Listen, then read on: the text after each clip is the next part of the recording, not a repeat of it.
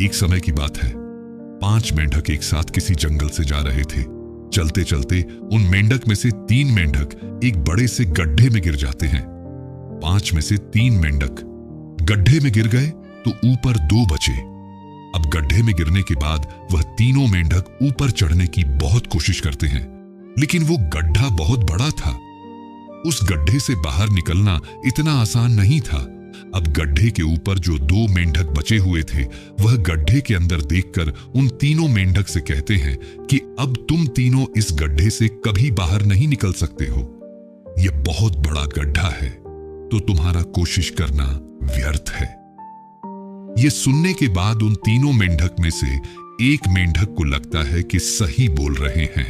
यह गड्ढा बहुत बड़ा है और अब हम इसमें से कभी नहीं निकल सकते हैं।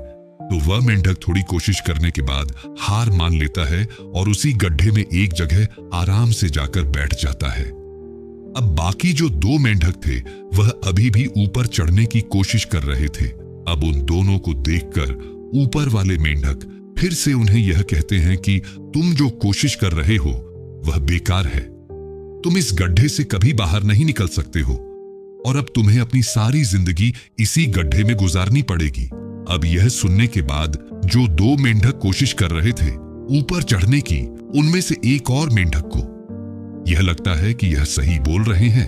अब हम इस गड्ढे से कभी बाहर नहीं निकल सकते हैं और वह भी हार मानकर बैठ जाता है।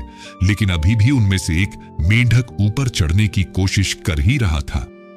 ऊपर वाले 2 मेंढक उसे भी कहते हैं कि क्या तुम्हें सुनाई नहीं दे रहा है?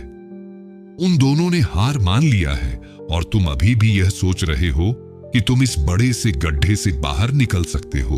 वो ऊपर वाले दोनों मेंढक उसे बोलते रहे, लेकिन उनकी बातों का उस मेंढक पर कोई असर नहीं हुआ और वह मेंढक कोशिश करता रहा और कोशिश करते करते वह उस गड्ढे से बाहर निकल गया। अब उसे वह सारे मेंढक देख रहे थे कि यह बाहर कैसे निकल गया। मैं आपको बताता हूं कि वह मेंढक बाहर कैसे निकला।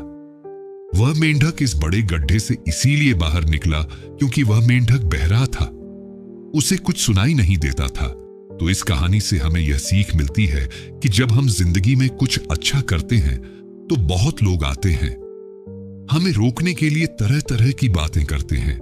लेकिन अगर आपको अपने काम में कामयाबी हासिल करनी है तो बहरे बन जाओ। उनकी बातों का अपने ऊपर कोई असर ही मत होने दो, क्योंकि सबसे बड़ा रोग क्या कहेंगे।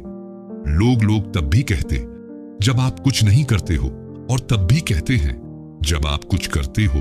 तो चाहे आप कुछ करो या ना करो, लोगों का काम है कहना और वह तो कहेंगे ही। तो अगर आप इस कहानी को और भी लोगों तक पहुंचाना चाहते हो तो इस वीडियो को लाइक करो ताकि तू इस वीडियो को और भी लोगों तक पहुंचाए।